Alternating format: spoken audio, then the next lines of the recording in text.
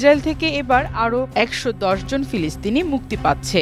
Israel ও হামাসের মধ্যে গাজা উপত্যকার যুদ্ধবিরতি চুক্তির অংশ হিসেবে ইসরায়েলের কারাগার থেকে আরও ১১০ জন ফিলিস্তিনি বন্দী মুক্তি পাচ্ছেন আজ। তাদের মধ্যে ৩০ জনের বয়স ১৮ বছরের নিচে, ৩২ জন যাবজ্জীবন কারাদণ্ডে দণ্ডিত এবং আরও ৪৮ জন বিভিন্ন মেয়াদে কারাগারে আছেন। মুক্তি পাওয়া ২০ জন বন্দীকে নির্বাসনে পাঠানো হবে।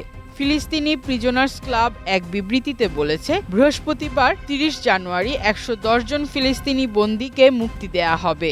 গত ১৯ জানুয়ারি শুরু হওয়া যুদ্ধবিরতি চুক্তির অধীনে এটি তৃতীয়বারের মতো বন্দী বিনিময়। সংগঠনটি আরও বলেছে, বন্দীরা রামাল্লার রাদানা এলাকায় দুপুর নাগাদ পৌঁছানোর কথা রয়েছে। এই দিকে বৃহস্পতিবার ৩ ইসরায়েলি জিম্মি ও ৫ থাই নাগরিককে মুক্তি দিবে হামাস। ৩ ইসরায়েলি জিম্মি হলেন আরবেল ইয়েহুদ, আগাম বার্গার এবং গাদি মোজেস। তবে ৫ থাই নাগরিকের পরিচয় এখনও জানা যায়নি।